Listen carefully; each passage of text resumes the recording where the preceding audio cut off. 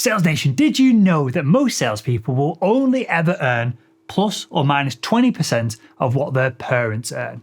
What does this mean? It means if your parents earn 100 grand a year, you are very likely to earn between 80 to 120 a year yourself. No matter how much potential you have, no matter what product you're selling, no matter what luck you have in the marketplace, you're going to be in this range statistically. Your earning potential, rightly or wrongly, no matter how hard you work in sales, is fixed. Unless you can break through what we call the groove. So stay tuned, because in this video, I'm going to explain exactly what the groove is and how you can break out of it. And when you break out of the groove, you're going to uncap your peak earning potential in your sales job, in your sales career. In this video, you're going to learn how to quit holding yourself back.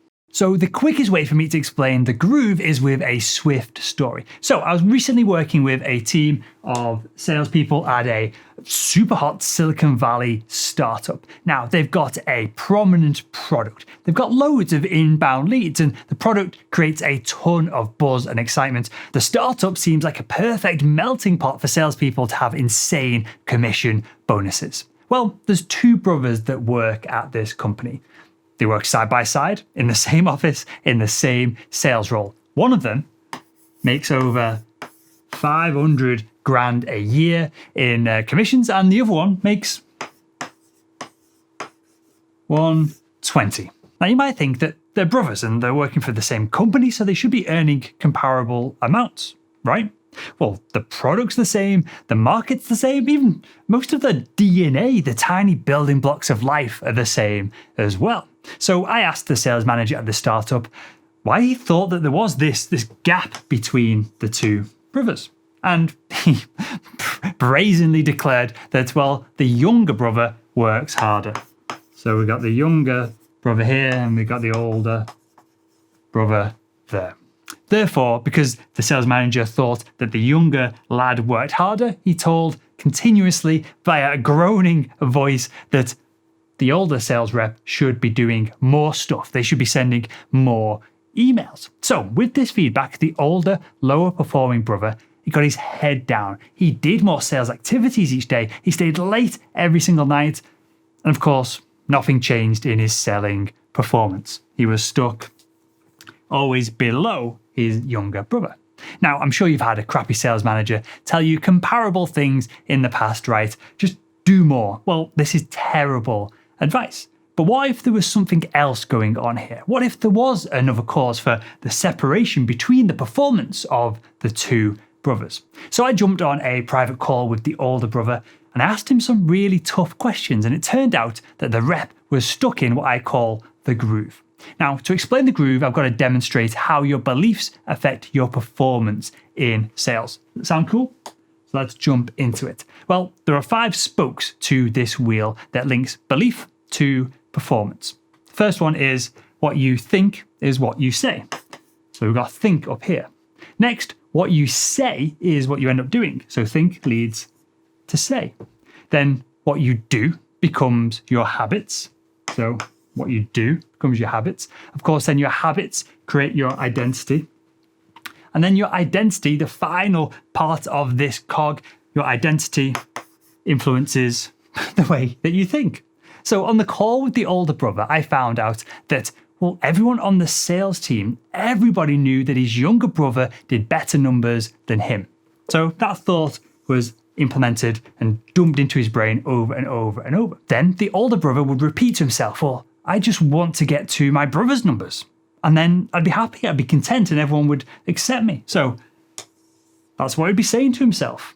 Then he would do the work, he'd call on the accounts and have the sales conversations that would lead him to hit similar numbers to what his brother was doing. So that's the do element. And then these activities became habitual. And so no matter what his sales manager said to him, his actions and performance were always the same, because they were now habits. Now these habits, whether they were working for him or against him, led the older brother to always be known as the second best brother with regards to sales in the team. So that formed his identity. He was always second in the pack. And so as you can see, this cycle of activities loops around over and over and over. This initial belief manifests itself into reality, and the real world action continues, and this just gets more ingrained and deeper and deeper. Now, the issue was with the older brother's logic is that the younger brother was doing better year on year on year. So when the older brother tried to just keep up with the different years, so 1, 2, 3, 4, when the older brother tried to just keep up with year 1 results, well, the younger brother was now on year 2, and so on and so on. You have this cat and mouse game because the older brother was just trying to keep up, and so he was always a step behind, and so he always felt bad about his results, even though his results were also going in the right direction. And because the thought process at the top of this big cycle was wrong, was inadequate, the older brother just couldn't break this cycle of always feeling second best, and so he was subconsciously holding himself back. His potential wasn't being held back by the product, the market, whatever else within the organization, or just pure luck. The older brother was holding himself back. So if you imagine this 5-spoke system spinning around and around and around and around and around and around for months, years, or even decades, well, it behaves like a record being played on a record player. If you guys are young enough, or old, if you guys are old enough to know what that is, or I guess they're back in trend, people are buying vinyl records again, so hopefully this analogy makes sense. But this record, it becomes stuck over time and keeps spinning and spinning and spinning. As time goes on, this needle makes the groove deeper and it becomes more established as it keeps spinning.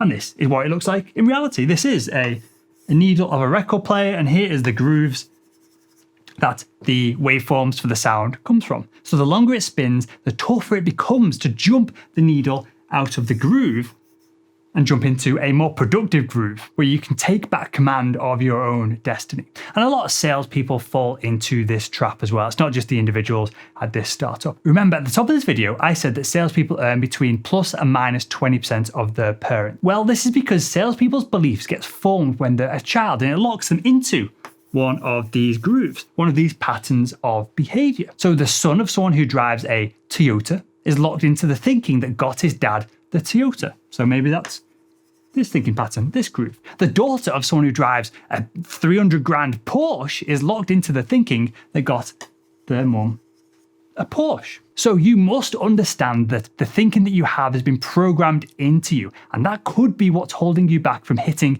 your sales goals. So when you know the groove that you're stuck in, whichever one of these it is, you can then jump out of it and you can take charge. You can jump out of any of these and you can take charge of both your life and your sales career. So there we have it. I hope you enjoyed this video of me explaining the groove and how it holds a lot of salespeople back in their careers. If you want to learn why salespeople generally don't get rich, make sure to click the video that's on the screen right now. And with that, I'll see you in the next video.